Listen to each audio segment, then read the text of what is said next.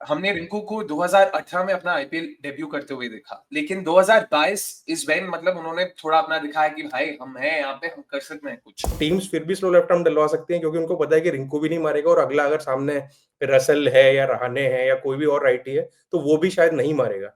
Outside of भी आपकी strike rate कम हो गई और स्टंप्स पे आना भी बॉलर्स के लिए बेनिफिशियल हो गया। तो यहाँ पे ऑफ कोर्स कॉन्टेक्स्ट इंपॉर्टेंट है। लाल फूल नीला फूल रिंकू भैया ब्यूटीफुल, ये तो सुना है भाई, लेकिन इस सीजन उनके लिए बिल्कुल नहीं चला।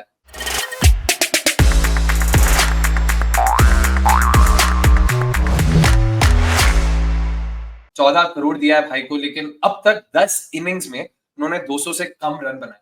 और हम आज बात करेंगे कि भाई आखिर ये मांझरा है क्या। निखिल भाई, Sumesh, welcome once again to yet another बैठक। निखिल, आपसे स्टार्ट करते हैं।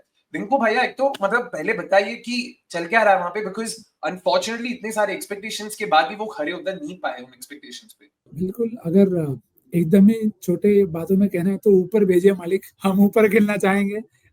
वैसा वाला केस लग रहा है रिंकू भैया के साथ। हम पिछले साल भी ये बात कर रहे थे कि इम्पैक्ट प्लेयर कितना बेनिफिट कर रहा है इंडिया क्रिकेट को, क्योंकि जो आपके फिनिशर थे वो फिनिश की तरफ ज्यादा जा रहे हैं एज कम्पेयर टू फ्लरिशिंग। तो ऊपर और खेलना पड़ेगा। लाइनअप के बारे में हमने काफी चर्चा करी है कि कैसे किसी एक के रिजल्ट के लिए, एक के अच्छे रिटर्न के लिए बाकी सारे लोग एक एक स्पॉट नीचे के लिए। तो आई थिंक नीचे खेलने के वजह से फॉर्म में आने का कोई गुंजाइश ही नहीं बचा। आके सीधा मारो या गेम बचाओ, it's not going to be easy. Actually KKR के साथ सबसे बड़ा इशू यही रहा है, जो पिछले सीजन उनकी स्ट्रेंथ थी, कि उनको एक्चुअली अभी ये नहीं पता कि उनका बेस्ट प्लेयर कौन है, किसको प्रायोरिटाइज करें। क्योंकि हम काफी शोज में बात कर चुके हैं, निखिल ट्विटर पे काफी वोकल है इसको कह करके कि ऊपर नारायण को खिलाने की जो वो एक जिद टाइप की है, उससे सबका ऑर्डर जो है थोड़ा जो आइडियल है उससे एक एक कदम नीचे है, एक एक पोजीशन नीचे है। तो रिंकू भी आई थिंक जब वो अपने बेस्ट सीजन में थे 2023 में, आई थिंक वो mostly as far as I remember 5 पे ज्यादा खेल रहे थे, बट लास्ट 2 सीजन से 6 एंड बिलो ज्यादा प्रेडोमिनेंट रोल हो गया उनका।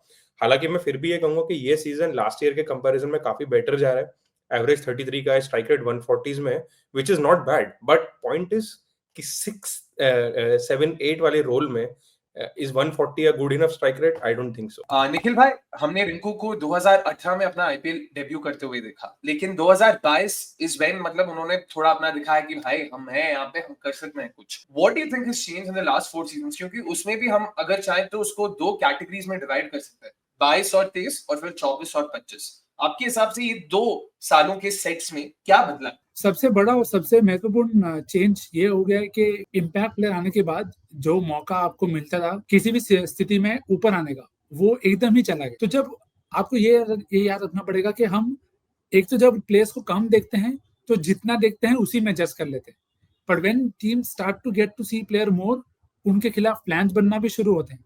अब उस चक्कर में होता क्या है कि अब आप सोच रहे हो कि हर बार रिंकू सिंह आएगा, बेस्ट केस सिनेरियो एग्जीक्यूट होगा, बट वो हर बार हो जरूरी नहीं है, क्योंकि now teams have figured it.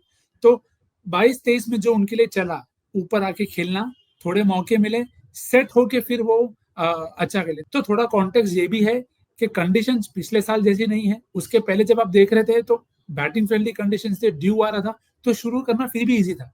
इस बार वैसा नहीं हुआ। तो एक वो भी चेंज है कि आपको ध्यान में रखना पड़ेगा कि जब वो गेम में आ रहे हैं तब गेम या तो गया है या तो बहुत ज्यादा मेहनत करनी है। तो वो किसी भी प्लेयर के लिए अच्छी स्थिति नहीं है तो कम इन परफॉर्म, जब वो फॉर्म में नहीं है। जब फॉर्म में है तब वो कर सकते हैं, पर जब नहीं है तो उनको थोड़ा और समय लगेगा। इन 22 and 23 जो 21 पारी उन्होंने खेली, more than 40% of them came after the 12th over. And same अगर हम लोग अभी का देखें, पिछले 2 साल का, which is 2024 और 2025, तो वो नंबर बढ़ के हो जाता है 65%। तो Somesh, what have you seen in terms of teams, how they have planned? क्या आपको दिख रहा है? What's been very obvious in that sense? यार, first and foremost to wrap up this entry point वाला पूरा एंगल, तो अगर आप 22-23 में देखोगे तो उन्होंने 8 बार नंबर 5 पे बैटिंग करी है, और लास्ट 2 सीजंस में देखोगे तो टोटल 3 बार ही नंबर 5 पे बैटिंग करी है। तो there is a clear difference.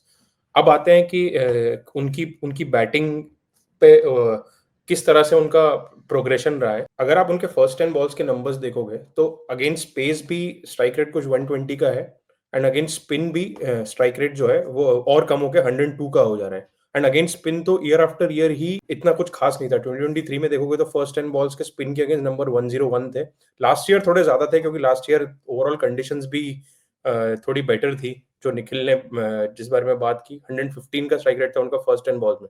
But main thing is Rinku 11 to 20 में उनका गेम एकदम से चेंज हो जा रहा है। पेस में अगेंस्ट पेस देखोगे तो 120 से स्ट्राइक रेट उनका बढ़ के 235 हो जा रहा है इन बॉल्स 11 to 20, एंड स्पिन के अगेंस्ट 102 से 312 का हो जा रहा है। So that just clearly shows कि रिंकू एक ऐसे बैटर है जिनको थोड़ा टाइम चाहिए। सो दैट क्लियरली मीन्स कि भाई आप उनको जबरदस्ती फिनिशर बनाने की ट्राई कर रहे हो, but he is more suited for the top order, जहां पर उनको एटलीस्ट वो फर्स्ट 10 बॉल जो है वो अपने लिए मिले ताकि वो बाद में इम्पैक्ट क्रिएट कर पाए। अभी जब बहुत सिचुएशंस में वो जब उतरते हैं तो ऐसा गेम रहता है कि he has to go from the very beginning, जो जितना भी देख के लग रहा है, हिस्टोरिकली भी देख के ये चीज लगी है कि भाई he is not very natural when it comes to hitting from ball 1। जब आप शुरू करते हो तो आप कैसे जाते हो, तो पेस के खिलाफ अगर आप देखें तो 2022-23 में उनके पेस के खिलाफ नंबर्स ओवरऑल अगर आप देखें लाइन के हिसाब से, तो outside of it was 176.3, stumps पे बॉल रखी तो 178 और डाउन द लेग 160। अब ये नंबर्स आप पिछले 2 साल के देखेंगे तो आउटसाइड ऑफ नंबर गिर चुका है 162 पे, but the difference is on the stumps strike rate 127 पे आ गए। जो स्ट्राइक रेट 178 था अब ऑन द स्टंप्स पे 127 पे जा रहे हो आप, and down the leg is 185। ठीक है, फेयर है कि आपको बुरी बॉल मिल रही है, you are putting it away, but majority लेकर आप देखें आउटसाइड ऑफ भी आपकी स्ट्राइक रेट कम हो गई और स्टंप्स पे आना भी बॉलर्स के लिए बेनिफिशियल हो गया। तो यहाँ पे ऑफकोर्स कॉन्टेक्स्ट इंपॉर्टेंट है कि बॉल ड्राई है, people are able to bowl at the stumps with pace, cutters है, वेरिएशंस, ये सब कुछ हो रहा है। तो he is basically getting tied down by pace के। एक तो वैसी सिचुएशन आपके हाथ में नहीं है, उसके ऊपर से because he is forced to go a certain ways, वो कुछ ही एरियाज को टारगेट कर रहे हैं और वो और भी दिख के आ रहा है कि अगर वहां पे बॉल नहीं आया तो फिर you can easily keep Rinku quite. चलिए, ये तो हो गया रिंकू सिंह वर्सेस पेस, लेकिन अगर हम उनके नंबर्स पे थोड़ा और गौर करें तो हमें पता लगता है कि यार रिंकू सिंह का असली प्रॉब्लम स्पिन के अगेंस्ट है। Somesh, what are the numbers pointing towards that? Yeah, so as you rightly said, Rinku Singh, अगर आप overall देखोगे तो his strike rate against pace is 165.8, which is very good, but strike rate against spin in all IPL is 111.4, which is which is not even good. तो उसमें भी एक बहुत तगड़ा नुआंस है। इस साल अगर आप देखोगे तो ये पहला ऐसा साल है जब रिंकू ने has faced more balls of spin than pace। उन्होंने इस साल 52 बॉल्स स्पिन के खेले वर्सेस 39 बॉल्स पेस के। तो टीम्स को एक चीज समझ में आई है कि भाई थोड़ा ऑब्वियस भी है कि रिंकू के अगेंस्ट स्पिन ज्यादा डालनी है, बट जो सबसे सरप्राइजिंग एस्पेक्ट मुझे लगा जब मैं देख रहा था कि उनका स्लो लेफ्ट आर्म के अगेंस्ट स्ट्राइक रेट इज 115.5। अगर आप ओवरऑल बात करोगे तो देयर आर 34 बैटर्स जिन्होंने एटलीस्ट 15 इनिंग्स खेली है against slow left arm spinners. उसमें एग्जैक्टली 5 बैटर्स हैं जिनका स्ट्राइक रेट रिंकू से कम रहा है हिस्टोरिकली आईपीएल में। वो है Irfan Pathan, Eoin Morgan, Abhishek Nayar, Kumar Sangakkara and JP Duminy. This tells me two things. एक तो कि ऑपोजिशन के लिए उनके अगेंस्ट प्लान कर पाना और भी इजी होता जा रहा है कि भाई आप किसी भी तरह का स्पिनर डलवा सकते हो, and as a team he is not helping on the left and right hand combination, क्योंकि अगर दूसरे एंड पे राइट हैंड बैटर है तो टीम्स फिर भी स्लो लेफ्ट आर्म डलवा सकते हैं, क्योंकि उनको पता है कि रिंकू भी नहीं मारेगा और अगला अगर सामने रसल है या रहाने है या कोई भी और राइटी है तो वो भी शायद नहीं मारेगा। तो it becomes easier for them to plan as well. Lastly, to finish up this entire chapter, against right arm leg break उनका रिकॉर्ड improve हो रहा है। Last year, just give me a moment, last year उनका strike rate was 175 against right arm leg break, and इस साल वो 184 का है। तो आपको लगेगा कि ओवरऑल ऐसा नहीं है कि स्पिन के अगेंस्ट गेम में कोई दिक्कत है, बट यहाँ भी एक नुआंस है।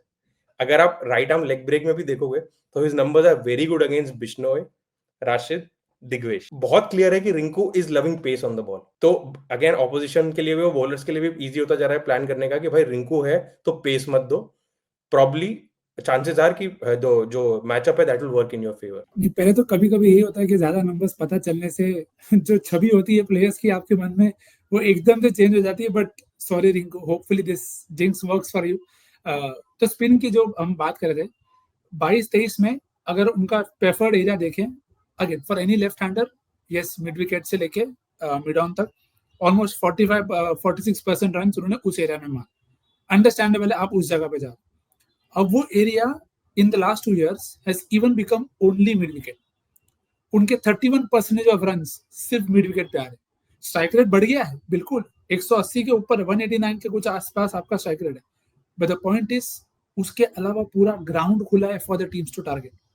वो कवर्स की तरफ तो 100 के स्ट्राइक रेट पे भी नहीं मार रहे, उनके bread butter shots cut, flick और ऑन ड्राइव है। कट रीजन में उनका स्ट्राइक रेट 105 है, फ्लिक पे 162 है, बट फिर भी परसेंटेज कम हो गया। तो बेसिकली जो सोमेश ने बोला, 4 नहीं मिल रही है, जो भी रन आ रहे हैं वो एक ही दिशा में आ रहे, और उसमें भी आप स्लो लेफ्ट आर्म को नहीं मार पा रहे। तो आप समझो कि जो डिफिकल्ट चीज है शायद आप बेटर कर रहे हो, but again you are making it so easy for the opponent to plan कि ये जाएगा तो एक ही जगह जाएगा, यहाँ से दूर रखो। So it's just unfortunate, but yeah it is what it is. It definitely is what it is. आप लोग भी हमें कमेंट्स में बताइए what do you make of Rinku Singh season so far, और क्या वो एक्चुअली यहाँ से जाके थोड़ा बेटर कर पाएंगे finish, that is of course, और क्या वो अपना इंडियन स्पॉट एक्चुअली रिपीट कर पाएंगे। Until then, it's a goodbye from all of us. Thank you so much for tuning in. Like always, अगर आपके दिमाग में भी कोई ऐसे टॉपिक्स हो जो आपको लगता है हमें बात करना चाहिए, प्लीज बताइएगा। We're more than happy to help you out.